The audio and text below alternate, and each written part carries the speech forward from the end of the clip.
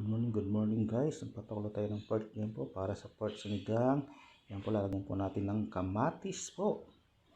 Yan, nilagyan ko na po ng luya po yan at sibuyas.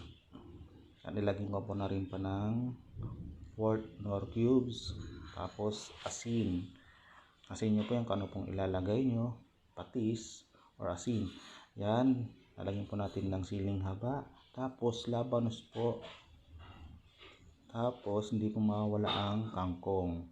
Inuna ko muna yung tangkay kasi sayang po. Bago yung dahon ng kangkong, yung po ang panghuli natin na ilalagay.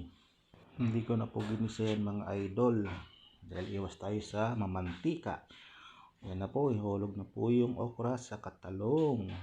Yan, mas maraming gulay, mas masustansya. Yan, timplado na po yan. Yan po, tatakpan po natin. At yan na po, luto na po mga idol. Masarap nang kumain yan mga idol. Oh. Paki-comment na lang po idol para alam ko po kung saan nakarating ang aking video. Maraming salamat sa suporta at panonood. Hanggang sa muli. Bye bye.